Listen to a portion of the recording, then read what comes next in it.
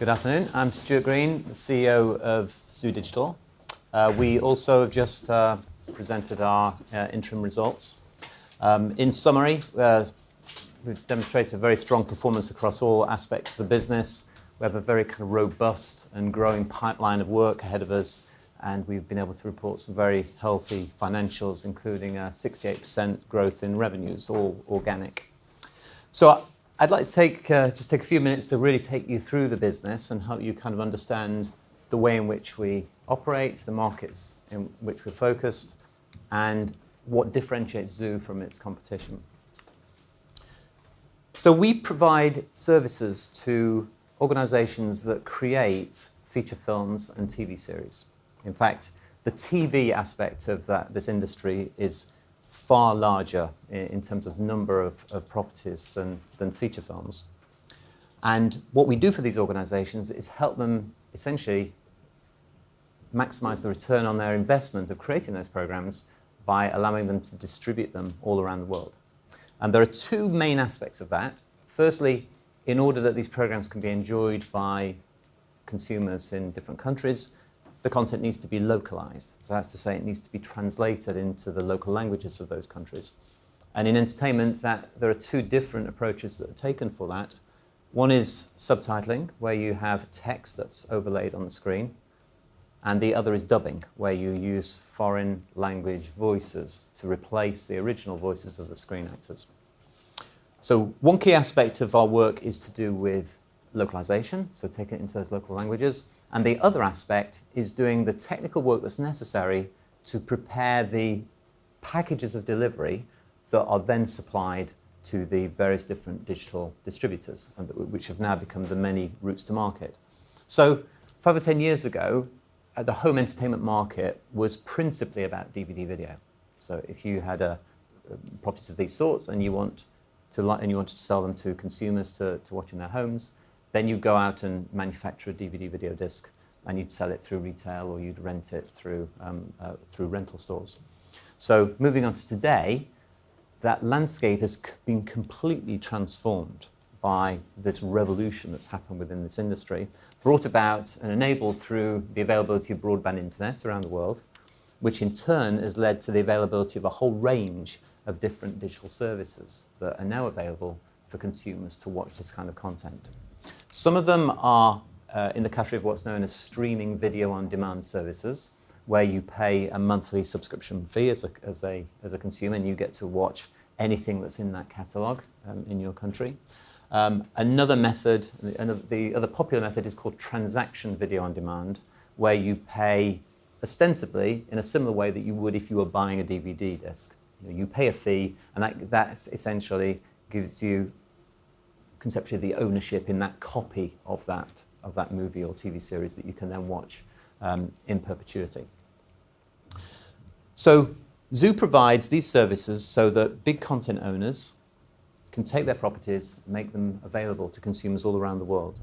And the way in which we do that, and the thing that differentiates us in this market, is that we do all that we do through the use of these proprietary software platforms, these cloud-based systems that we have invested in over a period of 10 plus years that enable us to provide a far superior service. In a nutshell, what our software does is helps us to be very efficient in the work that we do, and as a consequence of that, we can offer very significant benefits to our clients. We can turn their projects around more quickly than they used to. We can offer them at very competitive prices, and we can maintain a very high quality rate in the work that we do. The other aspect of the scalability in this organization, because these software platforms enable us to scale enormously our throughput. But another aspect of the scalability comes from the fact that we use a network of freelancers who are located all around the world. And these are people that we engage to do some of the specific work on the individual localized content. So until recently, the majority of these freelancers have been translators. They're freelance translators. They work from home around the world. We have about 3,000 of them in our network. And moving forward, we will have other categories of freelancers that we'll begin to work with. And I'll cover that in a little more detail in a moment. The clients we work with are the biggest names in the entertainment industry. So we work with all of the major Hollywood studios, with the BBC, with a whole host of producers of TV content and feature films. We also are a supplier to some of the largest digital distributors of entertainment content around the world, streaming platforms and transaction video on demand platforms as well. Just give you a quick timeline for the business. Since Zoo has actually been on the AIM market for quite a long time, the company was originally listed in 2001. For the first 5 years of its life, the business was involved in a completely different operation. It was under different leadership. The current business focus really began in 2006, and that was the year in which Helen and I took up our positions. So prior to that, I was the Chief Technical Officer of Zoo, and prior to that, I had been a co-founder of a number of startup software businesses. I have a software background, graduate in computer science, and in fact, a PhD in computer science. That's given me a very technological focus within the business in terms of the way in which we've developed it over the years. Helen's background, she was previously the group financial controller and became CFO in 2006 as well, having worked in the software industry in finance roles. For the first period subsequent to 2006, when we set out our business plan to work in home entertainment, our focus was primarily in the area of DVD, since at that time that was the prevailing route to market for content owners. And during that period, we developed a whole range of different technologies that enabled us to offer superior services to our customers to help them to prepare DVD products for release to the market. Our first cloud platforms we developed in 2009, and the current business growth is coming primarily from these localization services that I described, and that began in around about 2012 with the development of some specific cloud platforms that enable us to offer very scalable, very efficient services around localization of entertainment content. And we began offering a subtitling service initially in 2013. So for the last 4 to 5 years, we have been a provider of subtitling services to entertainment companies around the world. And the dubbing aspect of localization is actually a very recent thing for us. So we've spent about the last year developing a software platform that helps us to do dubbing in a very scalable way that we'll describe in a bit more detail in a moment. And in fact, in September, the last month of the first half of our year, was the first occasion when we actually delivered first projects to our clients for that kind of work. So very new for us and a very exciting area, as hopefully you'll see in a moment. Our strategy is to offer these services and to continue to develop and grow the business through these services to these content owners, differentiated by the proprietary software that we have. So this software is the Zoo secret sauce. It's the thing that very clearly sets us apart from our competitors. Typically, our competitors who may offer similar services do so in a much more manual way. To scale those competing businesses requires a significant uplift in number of internal staff who will be overseeing projects and doing various different activities that are needed in order to fulfill this kind of work. In contrast, in the Zoo business, the software is the key to our scalability. We obviously still need more people as we grow the volumes, but nothing like the numbers that our competitors would need and indeed do employ in the market. The cloud software systems that we have developed are fully scalable, and they are used by both our internal production staff as well as that network of currently 3,000 freelancers around the world, simply by working with a web browser. So typically, our translators will be working from home with a PC connected to the internet in a web browser. So they don't need any special purpose software or hardware. Everything that they need is provided by our cloud-based systems and is very easily accessible to them. What I'd like to now is just take you through the way in which the traditional ecosystem for entertainment localization works. And then I'll be able to contrast that with the way in which Zoo works, and so that you can appreciate the benefits that come from the software that we developed. So the first thing is that a content owner who's spent a lot of time and money producing a new program, say a TV series, will then need to localize that content in many languages in order to release it around the world. So that work is, in the industry, is always outsourced. It's seen as being a very specialist area. We're talking about translation here, and of course the localization service provider industry is huge, but the work that we're doing in localization is very specific and niche. So whereas other leading localization type businesses would be translating written documents, what we're translating is dialogue. And dialogue is very nuanced, it's idiomatic, it contains cultural references. It's not the kind of thing that, for example, machine translation is able to process. So consequently, the translation element of the work that we do is always done by human translators. So a content owner will need to commission certainly some subtitle language streams for their content, and possibly some dub language streams as well. Usually in the industry today, those are pursued through different channels. So in other words, one company will be engaged to provide subtitling, and for example, we have been doing that for the last 4 or 5 years, where there is a preference from the buyers to work with multilingual subtitling vendors. So that's to say, there are actually lots of companies in the world that offer subtitling, but the vast majority of them will only offer those services into their local languages. So there are only a handful of companies like Zoo that can offer, that are essentially language agnostic, can offer these services into any language. So the dubbing work will go down one work stream, and in the other work stream, it will obviously produce dubbed audio for the content. And the way in which this work stream operates is that it requires currently, based on the way in which this industry is configured, to work with separate dubbing studios that are located in each country. The reason for that is that in order to do this work, obviously you need access to voice actors who can actually speak the words in that language. And obviously they tend to be located in the specific country of the language they speak. So what that means is that if you're going to dub into 9 languages, the buyer will probably have to either directly or indirectly work with 9 different facilities in different countries in order to do the individual language streams. So the upshot of all of this is that dubbing and subtitling is dealt with completely separately. So there is inevitably duplication of effort that happens in this environment. And then when it comes to the dubbing, that dubbing is actually split up across different service providers in territory. So if I just spend a minute just describing the actual traditional dubbing process, the way in which audio is recorded for dubbing. So this will be a typical setup for the kind of companies that in dubbing we would compete with.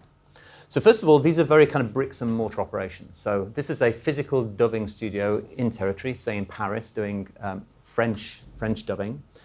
It will be fitted out some considerable cost to have recording spaces, which are acoustically treated rooms in which voice actors will go to record their lines. And those recording spaces will usually be adjacent to what's referred to as a control room.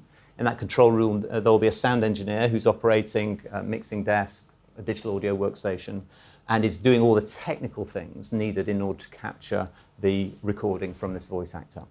Also in the control room, usually there will be a dubbing director. So the dubbing director is someone who is native in the target language and who acts as the arbiter for quality. So this person is judging the performance of the lines and assessing whether they are a good match to replace the original audio that's been recorded by, obviously by the screen actor.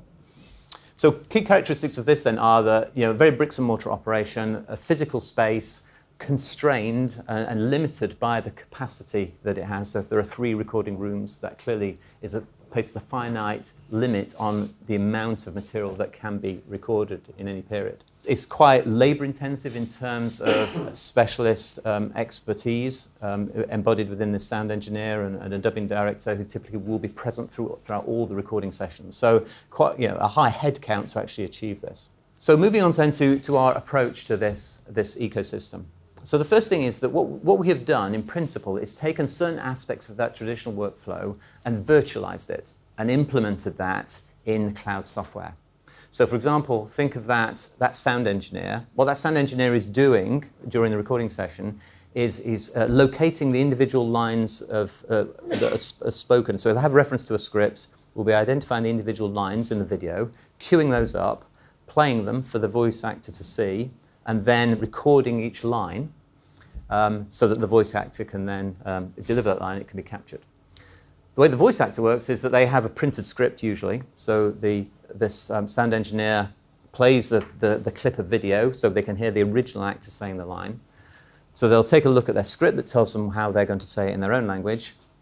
And then the sound engineer will basically cue this section of the video up and record their first attempt at dubbing that line. So obviously what this voice actor has got to do is trying to start speaking when the character's lips start moving and make sure that just as they finish speaking that line, those lips have stopped moving. And in between, there may be, so obviously there will be lip movements, and there will usually be some effort made to try and match the utterances in the target language with the lip movements in the original language. So as you can imagine, it's quite a trial and error process.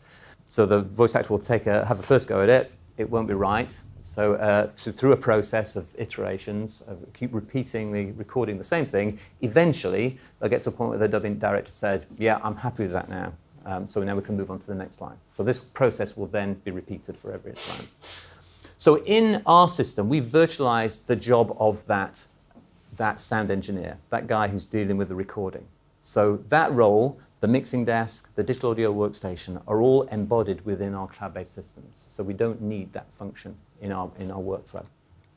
Within our cloud-based systems, there are a number of different components. One that specifically deals with subtitling, so to help with the actual workflow process. And a second that deals with dubbing. Our subtitling system we've had, as I mentioned, for the last 4 or 5 years. In the case of dubbing, this is a brand new component that we've developed. We've also introduced actually a new offering to provide and prepare scripts, so the as-recorded scripts that our clients will normally need for their programs. And by doing the work in this box up front, for us, it means that our subsequent subtitling and dubbing work can be done more efficiently. So in our environment, all the information for subtitling and dubbing is shared and centralized. So that means we avoid duplicated effort and we're able to work very efficiently, particularly when we are commissioned to produce both subtitles and dubs. So moving on then to what our environment looks like. So this is an example of one of our first live recording sessions for the first projects that we have now completed. So we were commissioned by a major player in the entertainment industry to dub 6 TV series. The first 4 of those we completed and delivered in September. And the majority of the recordings were created with a setup like this. So this is a voice actor. A surprising number of voice actors will have their own home recording setup. And that's because this is what they do for a living, and a lot of the work that they will be paid to do will be things like recording audio books, doing voiceover work, and such things. So it's quite common to find these folks with a home recording setup where they have spent a few $100s on some sound treatment to remove echoes and so on from the environment, and $150 on a microphone. In that traditional world, the conventional wisdom has been that you've got to spend a lot of money on the equipment that you're using. So in a professional recording studio, the microphones usually would be costing $3,000 or something of that order. So clearly this is a much more contained environment.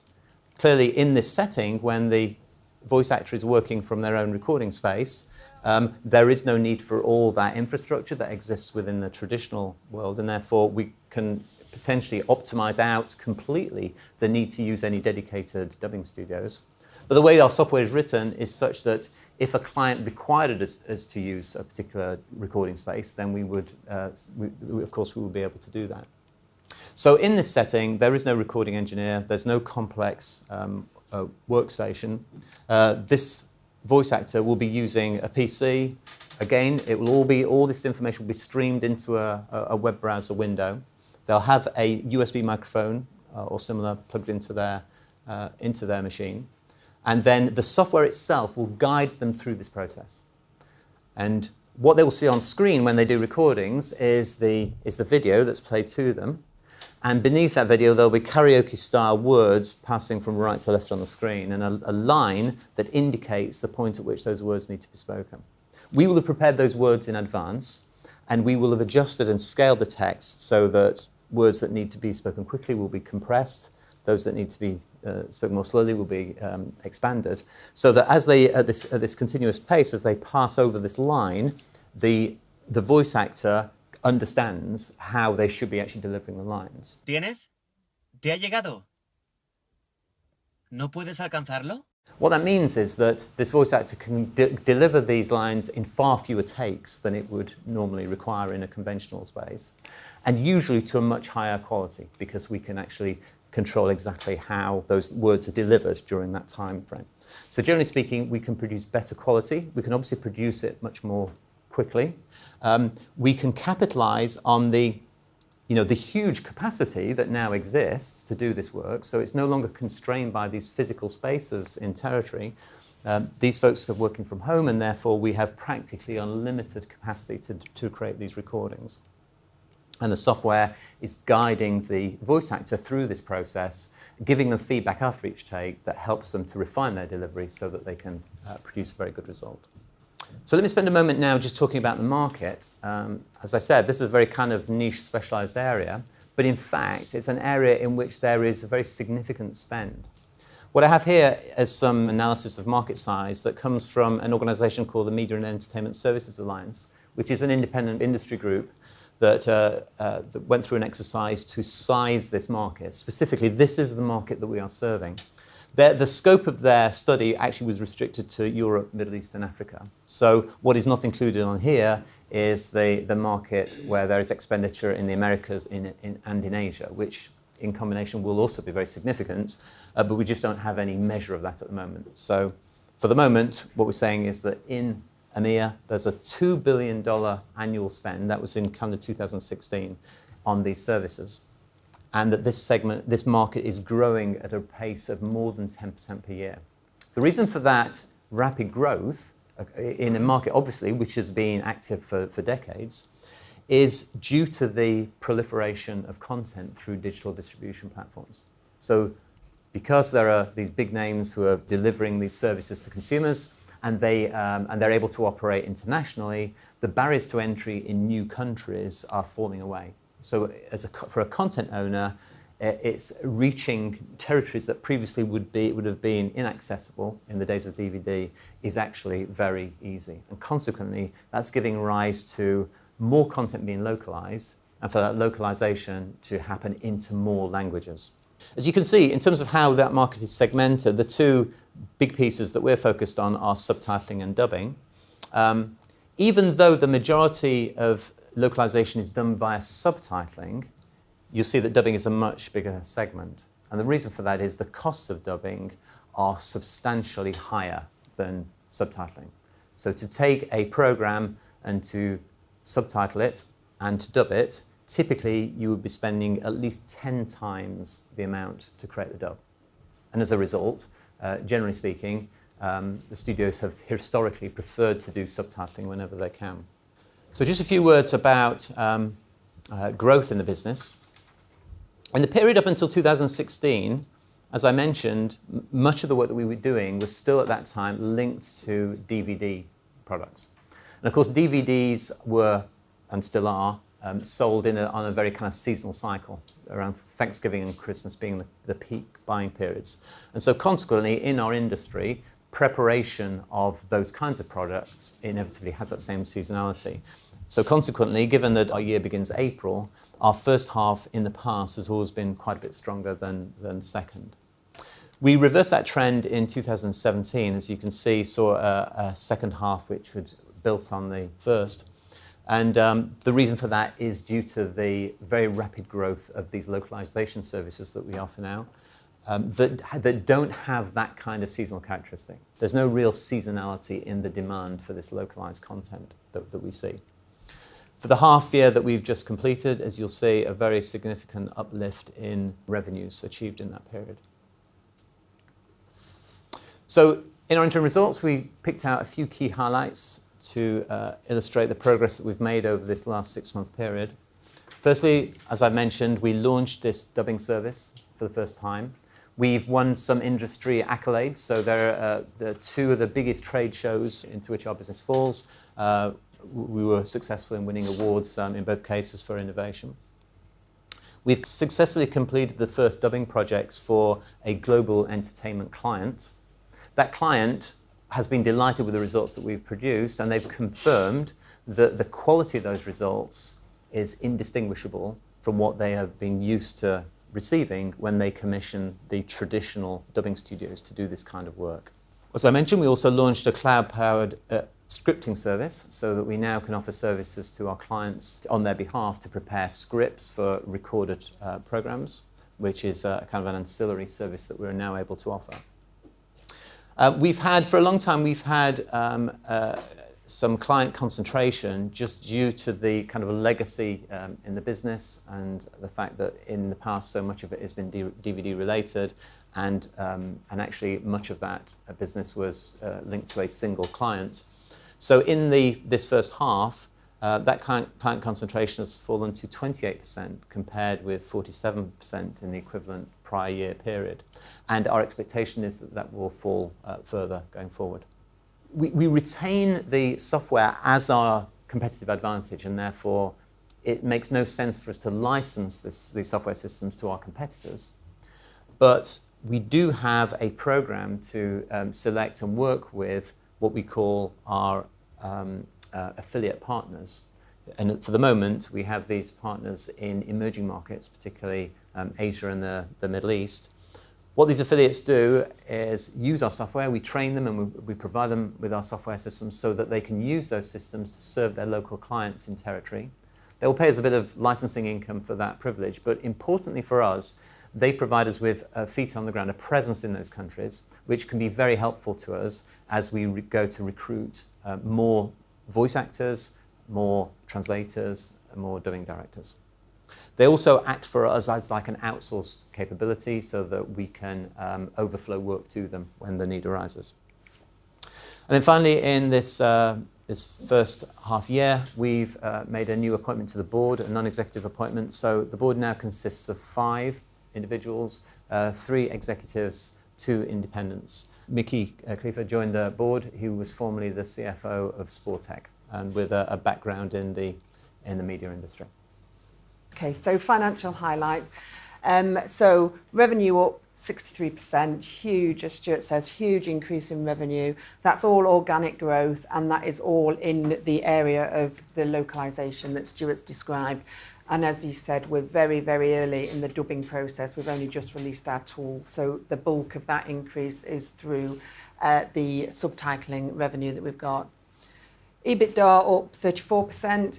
We've continued to increase. We've expanded our sales team. We've expanded our R&D resource because we can see such an opportunity to us that we want to make sure we capitalise upon that. So we wanted to accelerate the development.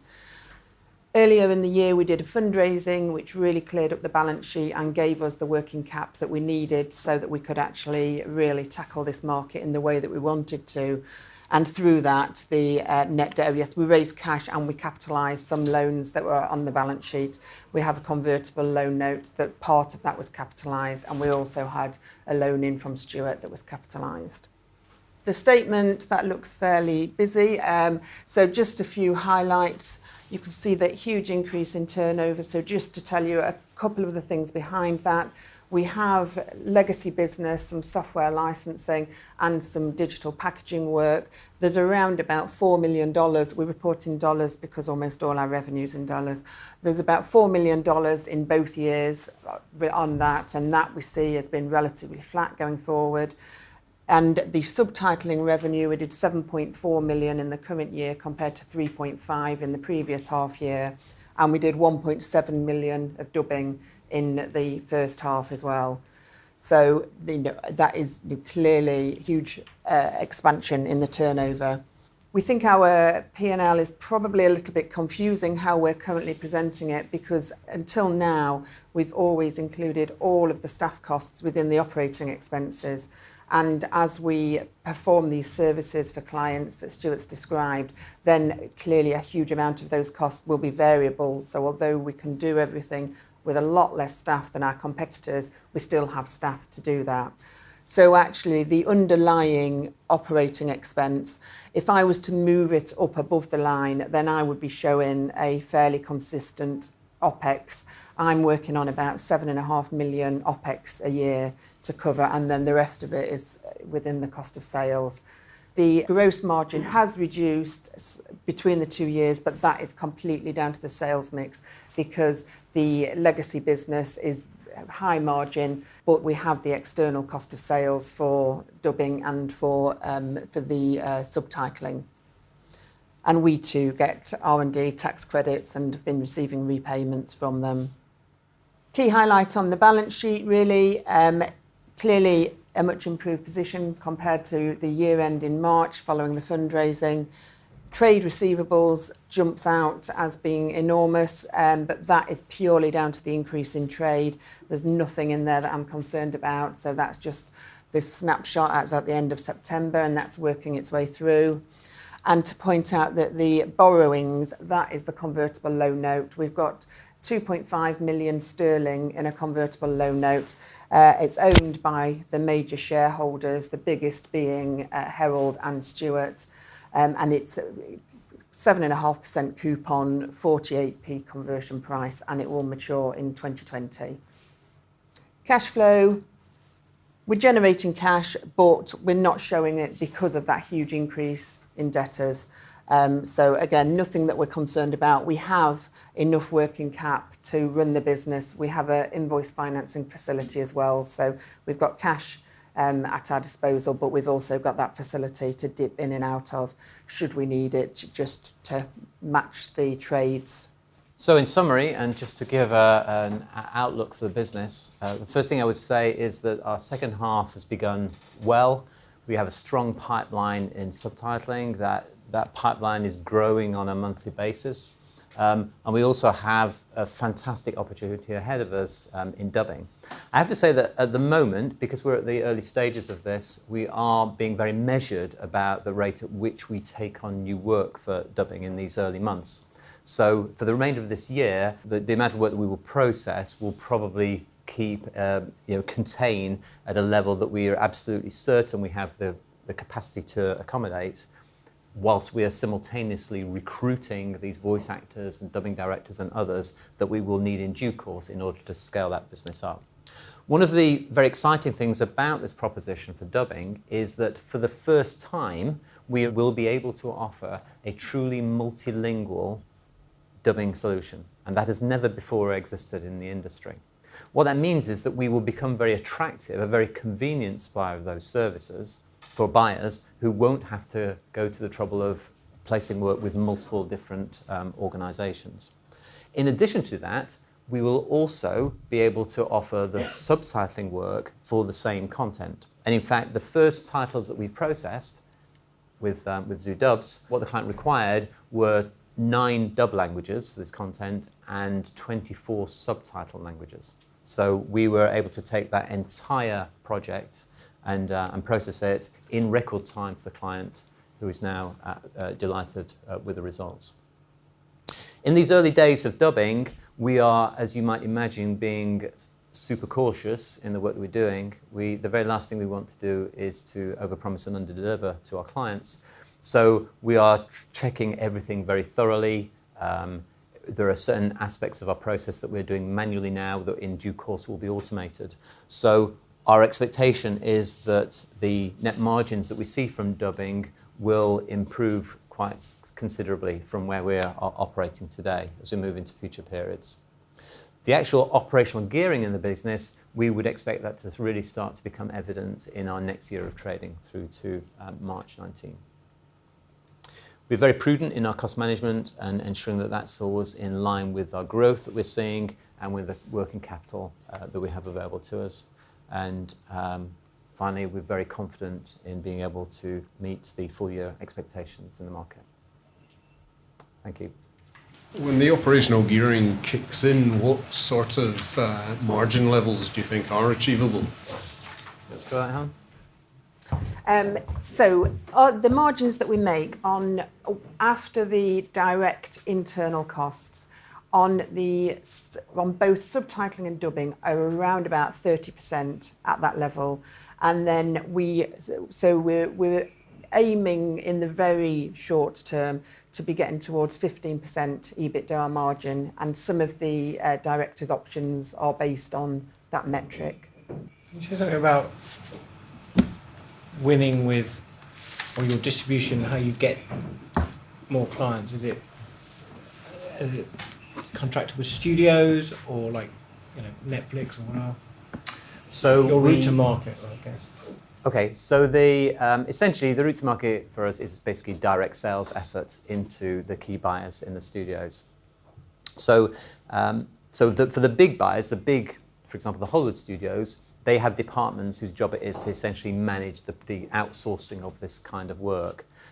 In many cases, they'll go through a procurement process every 3 years or so, at the end of which they will have selected 3 or 4 preferred vendors that they work with.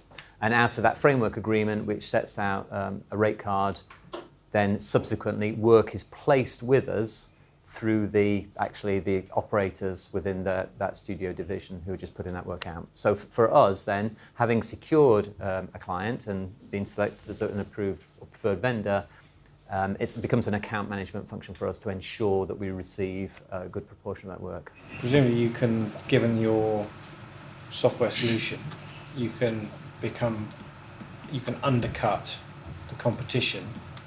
How much of the business is done on quality and how much is done on pure price? So the first part of your question, yes, so we have, due to the scalability that the software gives, which of course we've had to invest in, then we do have more flexibility on pricing. On the question of whether the purchase is based on quality or price, then the kind of organisations that we're primarily dealing with now, so big film studios and others and big digital distributors, what has been happening there has been the quality expectations in the market have risen. So going back a few years when content was distributed on DVD, generally speaking, the quality of those subtitle streams, for example, was not done to a very excellent quality.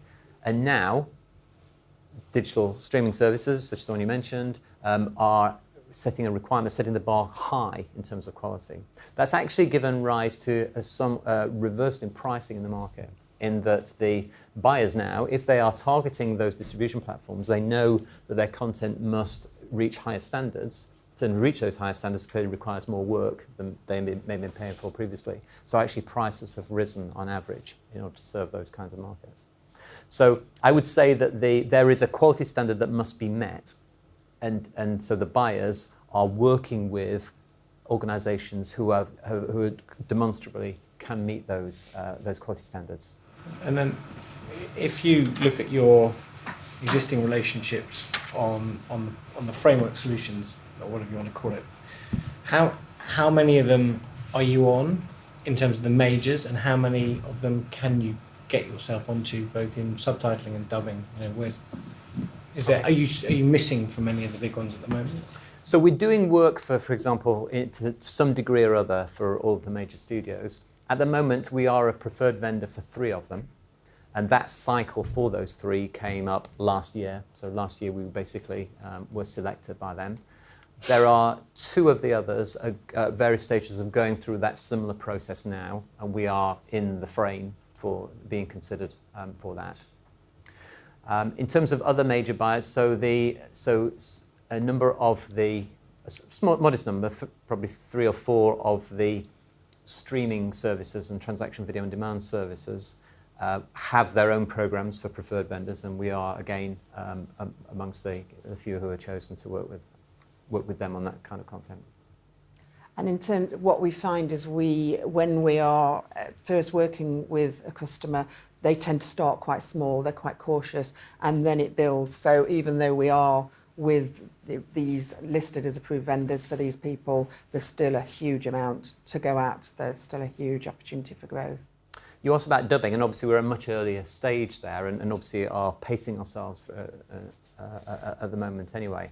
But we've obviously demonstrated this and shown the results of this to all our clients, who are all very excited about it, seeing the benefits that it can bring to them, namely potentially the ability to do this at a lower price, being able to do it much more quickly. So the turnaround time that we're able to achieve on these projects is much shorter than the competing ecosystem, and we can maintain very high quality. So when you then combine that with what we can do if we're taking care of all the dubbing and all the subtitling, that becomes quite a compelling proposition for our clients. The buyers for dubbing are almost always the same people who are placing the work for subtitling, who we're already working with. So actually it's a very straightforward cross-sell for us.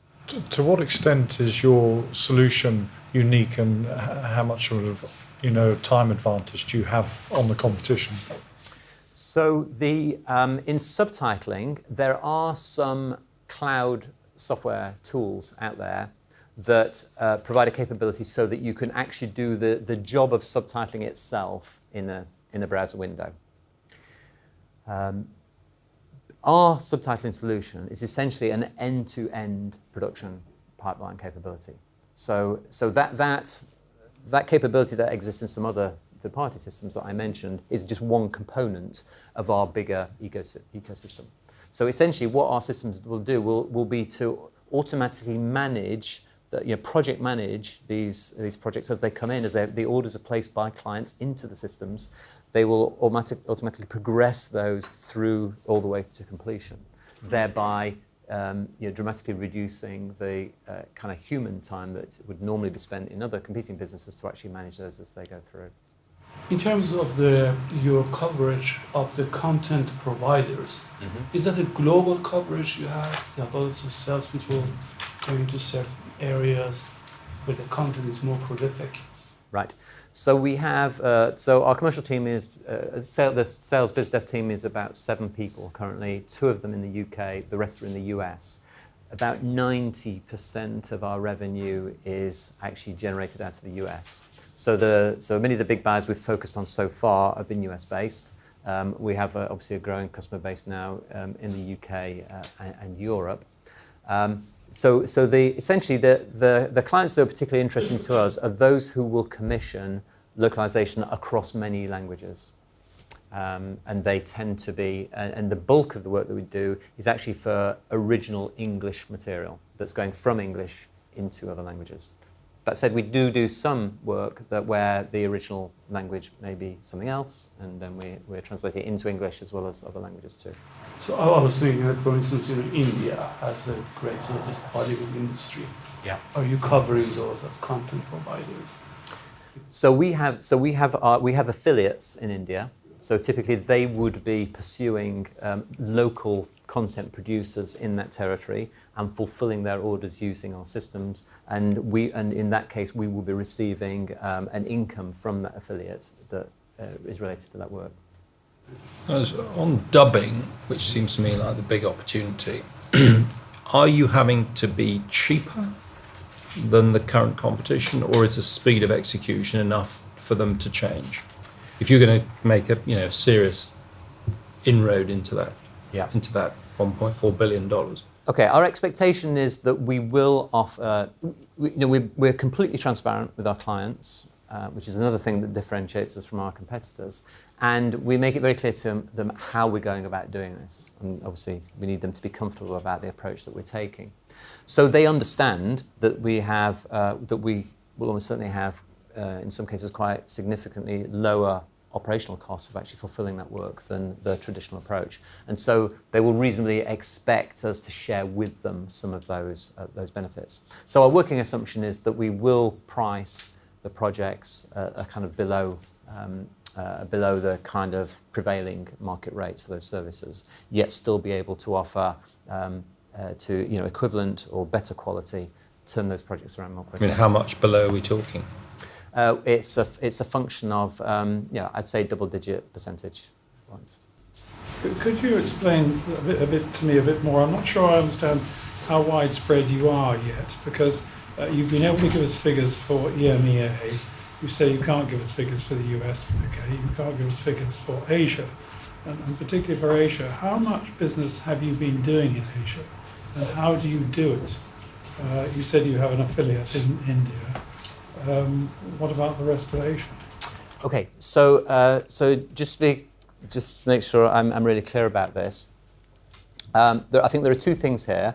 One is who pays the bills, and the other is the languages into which that Yes, looks so to be done. the bills are presumably, because you're doing it in English at the moment, largely in English, they're largely coming from American studios.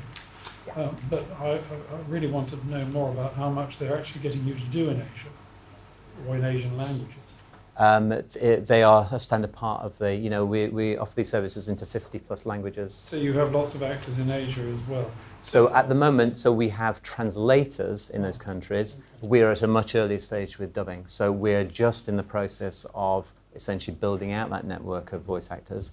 And our focus in the early stages will be on 9 languages, which are the most popularly chosen ones. Are any of those Asian? Are they all European or what? They're actually, I don't think any of them is an Asian language at the moment. Whether it's appropriate or not to commission a dubbed soundtrack in a country is, as much as anything, a function of the cultural and market expectations in that territory. So, for example, France and Italy are known as dubbing territories because there actually is legislation that requires broadcasters, for example, in those countries to have local language spoken on the content. So if they're licensing English original materials, they will have to dub it. Whereas other countries, for example, like the Scandi countries, are referred to as subtitling territories because the preference of consumers in those territories is for subtitles. And have you formed any idea as to whether or not the Asian countries are subtitle countries or dubbing countries? Because as has been said, obviously dubbing is your growth area. Both areas are growth areas. So we're doubling, on period by period, we're doubling our subtitling business. And obviously we're not going to be able to indefinitely continue on an exponential growth curve, but we are able to grow that considerably. If we did nothing other than subtitling, and in fact did nothing other than subtitling with our existing clients, we could grow that for several years, we believe.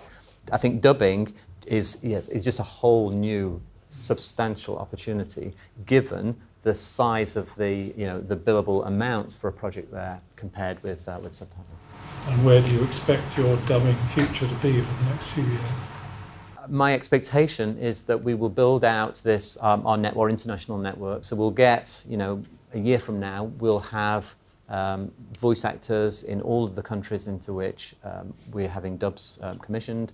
We'll have, we'll be able to do proper casting. So when a client is choosing a voice actor for a particular part, there is a choice of different voice actors to fill that part, and they can choose between them. And that will give us a capability such that then we can scale up considerably that dubbing opportunity. You're a software developer, if I've understood. Do you have anybody within the organisation who's coming from an account management background and that very commercial piece? And how's that part of the business? So the executive team, myself, Helen, and our commercial director, who's actually based in the US and who has been responsible for basically establishing and growing that business and primarily dealing with those strategic accounts. Can you tell us a bit about that person? So Gordon has got a background in the software industry. He's been working with us for a long time, more than 10 years. He joined the board, well, it says on there 2008, I think he joined the board. Okay, but prior to that, I'd been working with us as essentially as the lead on our US operation. He comes from a kind of software industry background, and he's been, as I say, key to us winning these major accounts in Hollywood and elsewhere. Thank you very much. Thank you.